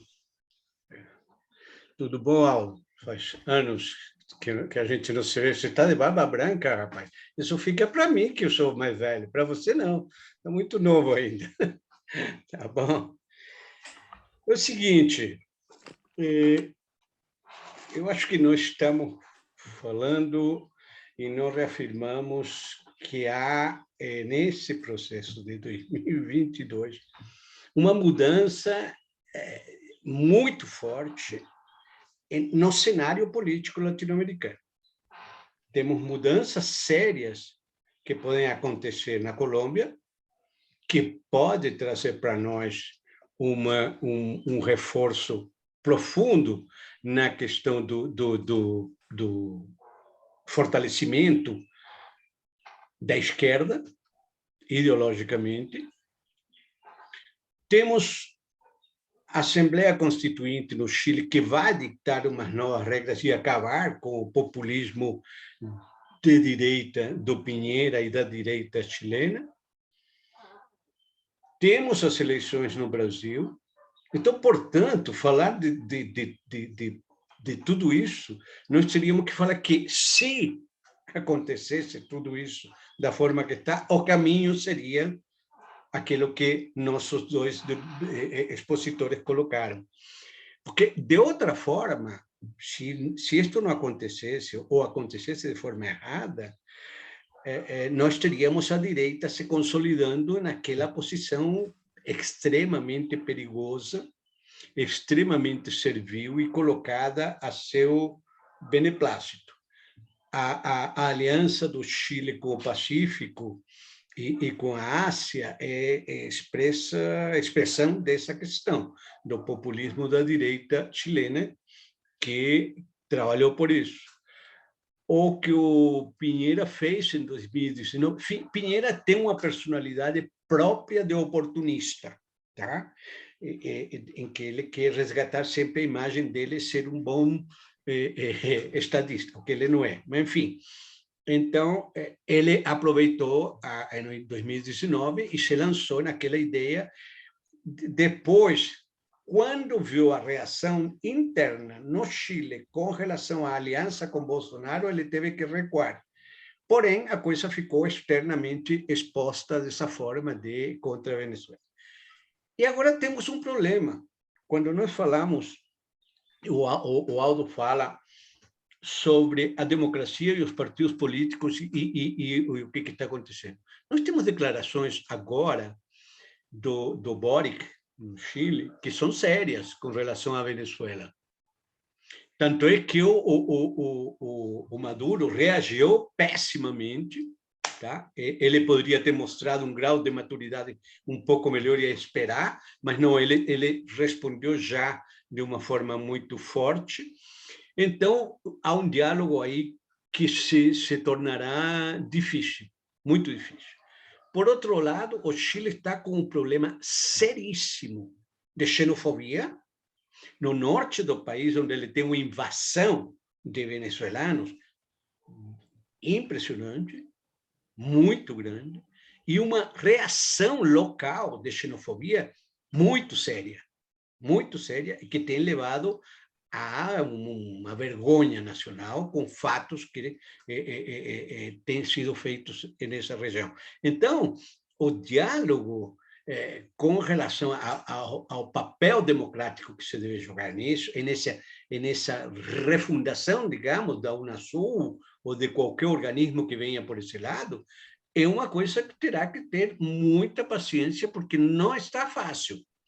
Não está fácil. Não está fácil na Honduras para a presidenta, não está fácil no Peru, onde temos um presidente absolutamente inábil, além de ser um conservador ferrenho em uma série de questões, Ele já confessou que ele não estava preparado para ser presidente.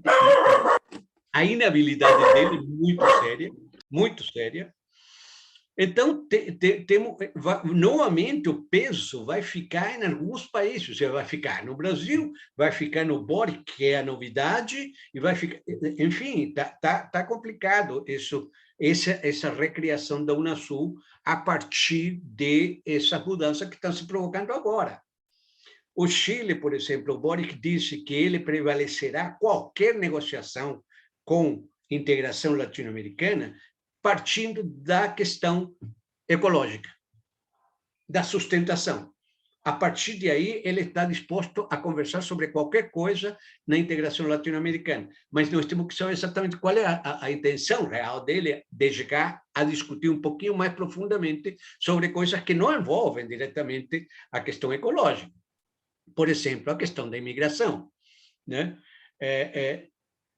Por outro lado, o mesmo Boric manifesta abertamente o desejo e a vontade de se sentar, dialogar com a Bolívia para a criação de um consórcio de exploração do lítio, onde os dois maiores produtores são Bolívia, Chile e, em terceiro lugar, alguma parte da Argentina. Mas, na criação de um consórcio, haveria uma exploração profunda e de ganho para a região muito grande. Então, essas contradições todas que estão planteadas agora vão ter que ser dialogadas todas em um processo de diálogo no início, no futuro governo Lula, no final da Convenção do Chile, enfim, há uma séria questão. E, evidentemente, que eu acho que uma das coisas que tem que ser proposta é a reformulação total da OEA. A Unasul tem que se destacar para manter os países e tem que reformular, principalmente, se possível, botar na cadeia o Almagro, que seria algo muito benéfico para os latino-americanos. É isso.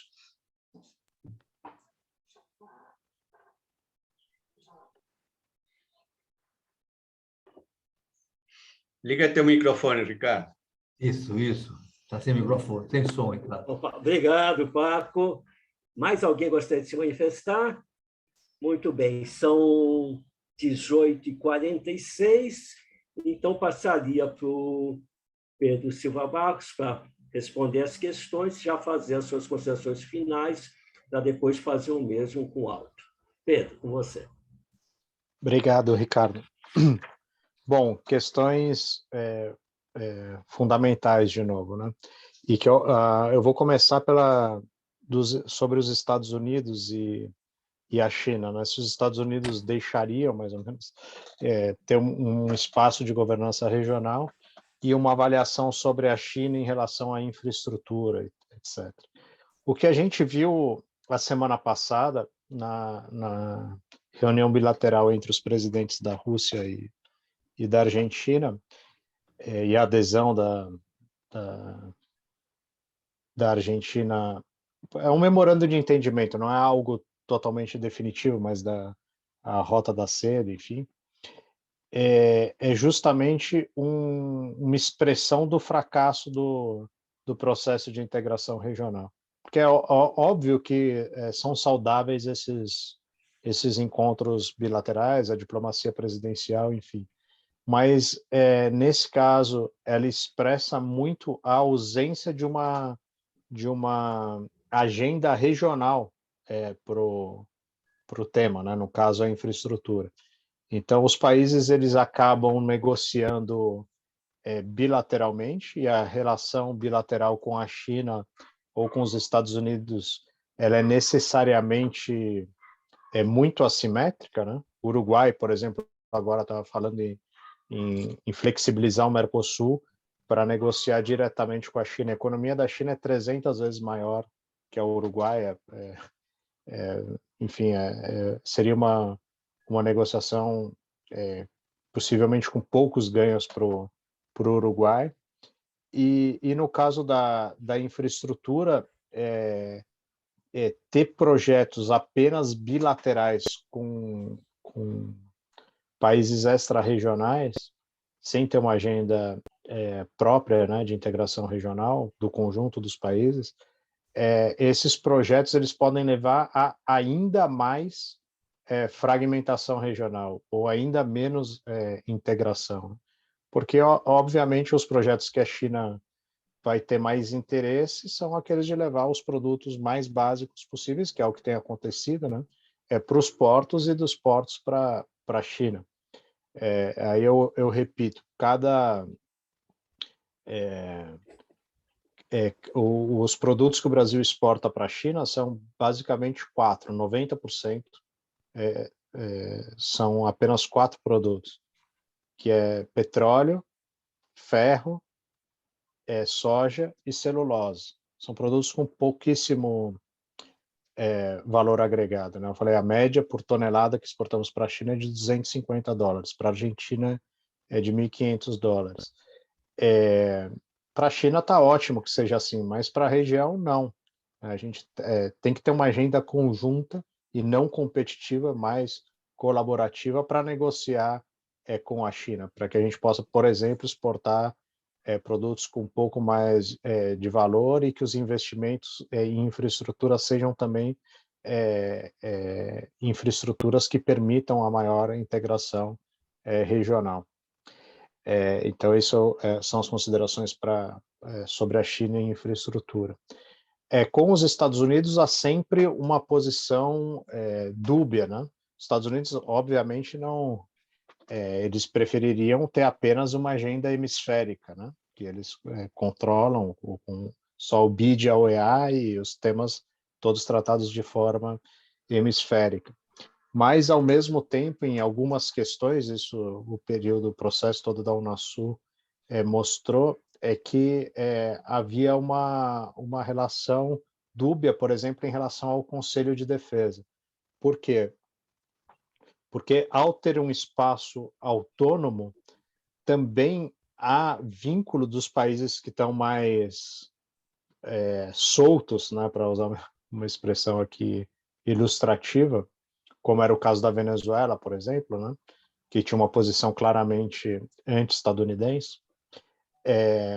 Então, o fato de ter um espaço de governança em segurança com outros países que os Estados Unidos tinham mais influência, por exemplo, o Peru, a Colômbia, Chile, então, de alguma maneira, os Estados Unidos viam de forma satisfatória, ainda que em outros pontos não. E essa construção deve se dar pela reafirmação da soberania dos países da região, e muitas vezes cabe ao Brasil liderar. Então, agora já juntando com a outra questão, né, do momento de 2012, do Boric, tudo isso. O Brasil, os países vizinhos, independente da posição ideológica, esperam a liderança brasileira, muitas vezes, né? Então, o Boric ele se comprometeu muito ali com a Aliança do Pacífico, não falou claramente sobre a Unasul e dizia que esperava, convidou o Bolsonaro, por exemplo, para a posse, não vai, agora cogita talvez convidar o Lula, não sei se é o mais adequado, mas ele diz que espera o novo governo do Brasil para tratar dos temas de integração. Isso se repete várias vezes por diferentes atores políticos, né? Então, quase que não só esperando, mas conclamando a que o Brasil lidere esse processo. E pode ser que tenha uma convergência, um cenário possível, né? Que tenha uma nova Constituição, de fato, muito mais progressista no Chile, que coloque ali como objetivo nacional a construção da integração regional, como está na Constituição do Brasil, da Colômbia, da Venezuela, do Equador, da Bolívia, de vários países da América do Sul e da América Latina, mas isso é uma possibilidade. Na eleição na Colômbia também, o candidato lidera, mas lidera com 25% dos votos, não é algo ali que está definido. Mas mesmo com vitórias da esquerda nesses países, a região vai continuar com um peso político forte da direita e com governos de centro-direita, como é o caso do Uruguai, como é o caso do Equador, que foram eleitos mais recentemente. E a agenda que se espera do Brasil não é uma agenda só para os países politicamente ou ideologicamente alinhados, é uma agenda para o conjunto da região. Então, por isso, refundar ou voltar ou retomar a Unasul é tão importante, porque é uma sinalização que vale para todos os países. E essa foi uma característica da política externa brasileira, é uma característica histórica da política externa brasileira, mas que esteve presente no processo de construção da Unasul, da CELAC, e se espera também da ampliação do Mercosul, com a entrada da Bolívia e de outros países. O Mercosul, sim, é importante, mas para a retomada do Mercosul, a agenda dos anos 90, exclusivamente, né, a agenda aquela econômica baseada na tarifa externa comum, enfim, ela é muito limitada.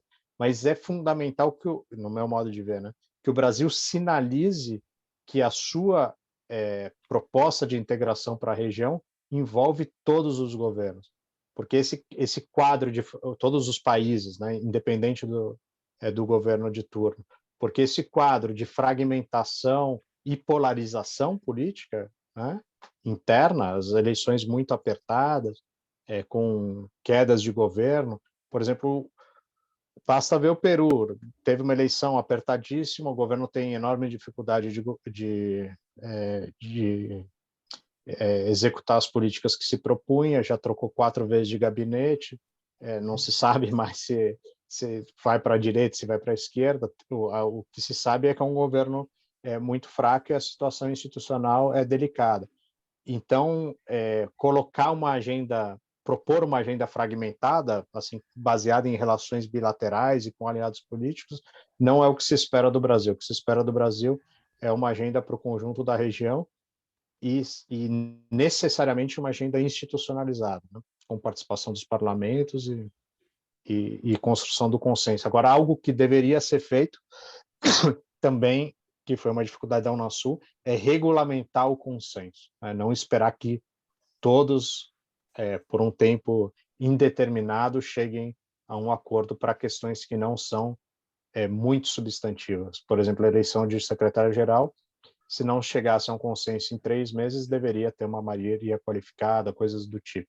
Agora, entrada de novos membros, aí sim seria necessária a unanimidade, tá bem? É isso. Obrigado. Agora esperamos aí o Aldo. Muito obrigado, Pedro. Agora o Aldo, por favor. Não, acho que o Pedro já falou a maioria das coisas que eu gostaria de falar. Gostei, acho que as perguntas que o Paco e o Ricardo fizeram, as considerações que eles fizeram são muito pertinentes, né, nas questões que estão colocadas. Eu insistiria em 2 aspectos, né? Um é esse: nós temos que olhar, nós temos um desafio externo, né, de lidar com esse mundo complexo, multipolar. Além dos Estados Unidos e da China, nós temos a Rússia, nós temos a União Europeia, nós temos a Índia, enfim, outros grandes países emergentes. Então, esse é um desafio importante. E nós temos que olhar para o interior. Nós temos uma outra frente importante, que é essa, que é a permanência de setores organizados de direita e extrema-direita no interior do continente, no interior de cada país, né?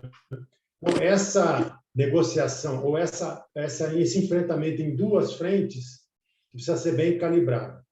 Eu acho que o Brasil não tem porquê, na linha do que o Pedro já disse, não tem porquê privilegiar a relação com ninguém, mesmo com a China.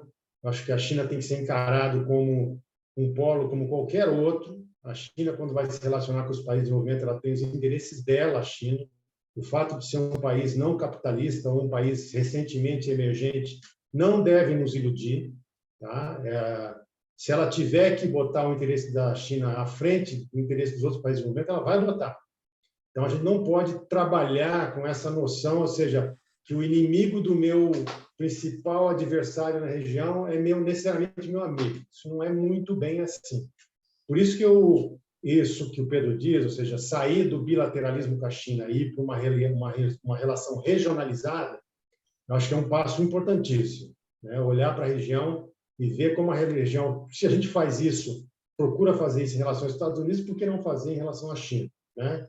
Então, acho que fazer esse equilíbrio, isso é uma coisa importante. Eu acho que uma outra atividade também, que é de método, que é retomar a diplomacia presidencial, né? Eu acho que vai ser fundamental, com o Lula, que é um grande ativo para a diplomacia brasileira, retomar os encontros de chefes de Estado da região, uma coisa que saiu do radar da região, né? Ninguém quer vir ao Brasil, porque ninguém quer tirar foto com o Bolsonaro, mas eles também não se encontram em outros lugares. Então, acho que retomar essa cultura da mobilização dos países, da burocracia, por conta das agendas presidenciais, é central. Eu acho que o Lula gosta disso, tem apetite por isso. Eu acho que esse é um ativo que a gente tem que lançar a mão rapidamente, assim que a conjuntura mudar em 2023. Até porque é isso, o cenário não é tão róseo como a gente acha, né? O Paco citou alguns países, a inabilidade lá do Peru, mas tem a Argentina também, a situação não está muito fácil, né? Enfim, então acho que a gente não pode achar que, mais uma vez, eu insisto muito nisso, nós não podemos pensar com a cabeça de 2003, 2004, 2005. Tá? A conjuntura é bastante diferente. Uma última referência, que são os Estados Unidos. A relação do Brasil com os Estados Unidos sempre foi e sempre será tensa, né? É uma questão estrutural, né? A grande potência militar e a grande potência latino-americana da região. Essa relação sempre será tensa. Ela sempre tem que ser administrada, né? E eu acho que que eles podem gostar ou não gostar, mas eu acho que a nossa legitimidade para articular a região está mais do que consolidada. Eu não teria muitas preocupações com relação a isso. Tá? A rearticulação da Unasul não me parece que teria como consequência uma reação negativa dos Estados Unidos, e mesmo que se tivesse, eu acho que a gente tem condição de sustentar isso politicamente, fazendo isso que o Pedro disse. Tem que ser uma Unasul que seja para todos. E aí tem a grande questão, né? Se nós vamos empunhar a bandeira da democracia, como é que nós vamos fazer com a questão da Venezuela? Eu não tenho resposta. Tá? Eu sei que esse é um problema concreto. Tá? Eu acho que a gente não pode isolar a Venezuela, que é um erro, né? Tem que reatar as relações diplomáticas com a Venezuela, tem que mandar um novo embaixador do Brasil para a Venezuela, tem que receber o embaixador do Maduro, dar um passa-fora nesse João Guaidó e na sua embaixadora de ficção que existe aqui no Brasil, entendeu? Eu acho que isso dá para fazer. Agora, tem que chamar o pessoal lá e dizer assim, gente, nós não vamos poder sustentar mais essa situação de vocês não podem, ou seja, vocês perdem eleição para oposição, no parlamento vocês criam outro parlamento. Quer dizer, não dá, nós não podemos fazer esse tipo o custo para isso, o custo disso, político, é muito elevado. Não é à toa que o Boric, o próprio candidato da esquerda na Colômbia, já disse também, né, que, olha, não dá, porque é insustentável esse tipo de coisa. Então, eu acho que esse é o grande desafio, né, para botar de pé a integração de volta, é como fazer um processo abrangente que tanto a esquerda como a direita da região possa se ver aí, né? Mas o importante é a integração hegemonizada pela gente, né? Porque o Brasil na liderança do processo de integração, o governo Lula na liderança, mesmo com a direita participando da integração, ela é hegemonizada pela gente. A agenda é determinada pelo Brasil, certo? Então, isso não vejo problema. Mas nós temos que a gente não tem que equacionar essa questão, que é o grande problema político hoje da região para mim, que é a questão da Venezuela. É isso. Obrigado, viu, gente? Obrigado, Aldo. Agradeço demais as intervenções muito esclarecedoras do Aldo, do Pedro, e passo para o Vicente Trevas para fazer o encerramento dessa nossa sessão. Primeiro, muito grato aí ao Pedro e ao Aldo, né? Eu acho que vocês nos ajudaram muito a montar a equação em sua complexidade da integração, né? Eu acho que a sessão de hoje foi muito densa, assim, muito rica, né? Em considerações, em argumentações, né? E, portanto, muito obrigado aí, né? Por outro lado, podemos tirar algumas conclusões, por exemplo, se o Brasil não preencher, né, o seu papel na integração, ela não vai se dar, né? E, portanto, a gente está com um horizonte tendencialmente positivo, né? Que é a volta à direção do Estado brasileiro do presidente Lula. E, portanto, certamente a vitória do Lula vai abrir um novo capítulo da integração regional, né? Portanto, a grande questão é como nós poderemos, né, estar na retaguarda desse processo, que terá centralidade na condução pela diplomacia presidencial, mas ela não tem exclusividade, porque nós estamos em integrar povos, né? Não é só integrar economia, povos, história, cultura e assim por diante, né? Então, eu acho que a baixa potência da integração de outros atores brasileiros no período passado é preocupante.